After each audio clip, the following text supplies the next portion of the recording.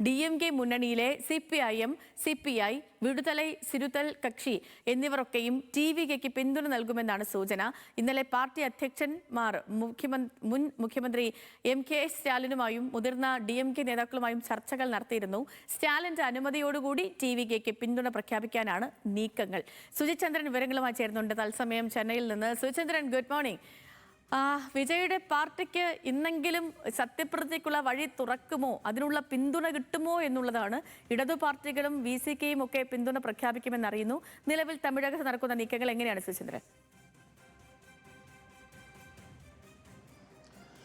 Sethu, good morning. ഇന്നും തമിഴ്നാട്ടിലെ രാഷ്ട്രീയം അപ്രതീക്ഷിതമായിട്ടുള്ള പല വഴിത്തിരിവുകളിലേക്കും ഒരുപക്ഷെ എത്തി നിന്നേക്കാം. അല്ലെങ്കിൽ ഇന്നലെ നിശ്ചയിച്ചതുപോലെ ഇന്നലെ VCK, CPI, CPM രണ്ടിടത് പാർട്ടികളുടെയും സംസ്ഥാന സെക്രട്ടറിമാരും VCKയുടെ തിരുമാവളവനും ഒപ്പം ചേർന്ന് നടത്തിയ യോഗത്തിലുണ്ടായ ധാരണ പോലെ തന്നെ ഒരുപക്ഷെ കാര്യങ്ങൾ നീങ്ങിയേക്കാം. അങ്ങനെയാണെങ്കിൽ തമിഴ്നാട്ടിലെ രാഷ്ട്രീയ പ്രതിസന്ധി നീങ്ങുകയാണ്.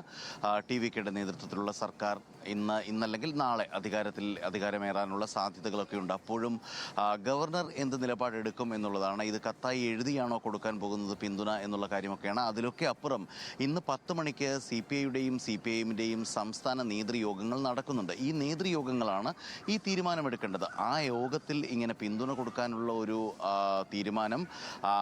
തീരുമാനം യുനാനിമസായി ഏകകണ്ഠമായി അല്ലെങ്കിൽ ഭൂരിപക്ഷ അഭിപ്രായ പ്രകാരം ഉരുത്തിരിയുമോ എന്നുള്ളതും ഒരു പ്രധാന പ്രശ്നമാണ്. 6 സീറ്റുകളാണ് ഈ 3 പാർട്ടികൾക്കും കൂടിയുള്ളത്. ഈ 6 സീറ്റുകളുടെ പിന്തുണ കിട്ടിയാൽ TVKയ്ക്ക് കേവല ഭൂരിപക്ഷത്തിലേക്ക് എത്താം. നിലവിൽ കോൺഗ്രസിൻ്റെ 5 സീറ്റുകളും കൂടി ചേർത്താൽ 113 വോട്ടുകളുടെ പിന്തുണയാണുള്ളത്.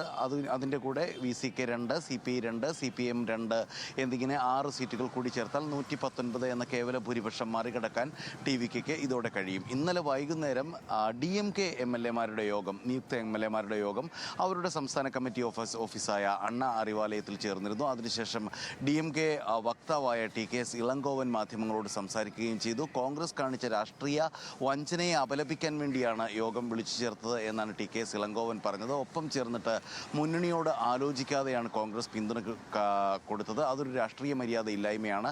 അതേസമയം CPI, CPM, VCK കക്ഷികൾ യോഗം ചേർന്നതിന് ശേഷം സ്റ്റാലിനുമായിട്ടും മുതിർന്ന DMK നേതാക്കളുമായും സംസാരിച്ചിരുന്നു. സ്റ്റാലിൻ്റെ കൂടി അനുമതിയോടും അറിവോടും കൂടി പിന്തുണ കൊടുക്കാനാണ് അവരുടെ തീരുമാനം. അതായത് സംസ്ഥാനത്തൊരു ഭരണം ഉണ്ടാവണം, അതിനുവേണ്ടി ചില വിട്ടുവീഴ്ചകൾ ചെയ്യണം. അതേസമയം തന്നെ NDA ഘടകകക്ഷികളിലേക്ക് അധികാരം പോകരുത് എന്നൊരു കൂട്ടായ തീരുമാനമാണ് എടുത്തത്. സ്റ്റാലിൻ്റെ മനസ്സിൽ അപ്പോഴും അധികാരം നഷ്ടപ്പെടുമ്പോഴും ഈ 3 ഘടകകക്ഷികൾ വഴി ഭരണത്തിനുള്ളിലൊരു പിടിയുണ്ടാകും എന്ന ഒരു താല്പര്യവുമുണ്ട്. ഏതായാലും അതനുസരിച്ചൊക്കെയാണ് കാര്യങ്ങളിൽ എങ്കിൽ ഇന്ന് ഉച്ചയ്ക്ക് ശേഷം വീണ്ടും വിജയ് ഒരുപക്ഷെ ലോക്ഭവനിലെത്തി ഗവർണറെ കണ്ടേക്കും. അങ്ങനെയെങ്കിൽ നാളെയോ അല്ലെങ്കിൽ മറ്റന്നാളോ രാഷ്ട്രീയ രൂപീകരണത്തിലേക്ക് കാര്യങ്ങൾ നീങ്ങിയേക്കാം. സേതു, മറിച്ചൊരു നീക്കത്തിന് എന്തെങ്കിലും സാധ്യതയുണ്ടോ സുചന്ദ്രൻ? കാരണം ഈ MK സ്റ്റാലിൻ നേരത്തെ തന്നെ പ്രതിപക്ഷത്തെ സമാധാനമായിട്ടിരിക്കാം എന്നൊക്കെ പറഞ്ഞാലും അങ്ങനെ മറ്റുള്ളവർ സമ്മതിക്കുന്നില്ല. അങ്ങനത്തേക്കൊരു തീരുമാനത്തിലേക്ക് എത്താനുള്ള സാധ്യതയുണ്ടോ? തമിഴ്നാട് രാഷ്ട്രീയമാണ്. നമുക്ക് ഏതായാലും ഇപ്പോഴൊന്നും പറയാനാവില്ല. തമിഴ്നാട്ടിൽ റിസോർട്ട് രാഷ്ട്രീയം 2017 കൂവത്തൂർ രാഷ്ട്രീയത്തിൻ്റെ പരിസരമാണ് ഇപ്പോഴും ഇവിടെ നിലനിൽക്കുന്നതെന്ന് നമുക്കറിയാം. കാര്യം ADMK MLAമാർ ഇപ്പോൾ പോണ്ടിച്ചേരിയിലെ റിസോർട്ടിലാണുള്ളത്. വിജയുടെ MLAമാർ ഇപ്പോഴുള്ളത് മഹാബലിപുരത്തെ റിസോർട്ടുകളിലാണ്. അതുകൊണ്ട് ആ പരസ്പരം റാഞ്ചുമെന്നുള്ള ഭയം ഇവർക്കൊക്കെയുണ്ട്. സ്റ്റാലിൻ പക്ഷേ TVK ഭരിക്കട്ടെ, അവരല്ലേ ഏറ്റവും വലിയ കക്ഷി എന്നൊരു നിലപാടെടുത്തു. അതേ നിലപാട് തന്നെയാണ് ഒട്ടെല്ലാ DMK സഖ്യകക്ഷികളും കോൺഗ്രസും എടുത്തിരിക്കുന്നത്. ഇനി ഈ രാവിലത്തെ 2 യോഗങ്ങളാണ്, 10 മണിക്ക് നടക്കുന്ന 2 യോഗങ്ങളാണ് നിർണായകം. ആ യോഗത്തിൽ ഈ തീരുമാനം ഉണ്ടാവുമോ, അല്ലെങ്കിൽ ഈ 2 പാർട്ടികളുടെയും സംസ്ഥാന നേതൃത്വത്തിലെ ഭൂരിപക്ഷം ആളുകളും ഇങ്ങനെ പിന്തുണ നൽകണ്ട എന്നോ മറ്റോ പറഞ്ഞാൽ ഒരുപക്ഷെ കാര്യങ്ങൾ തിരിഞ്ഞേക്കാം.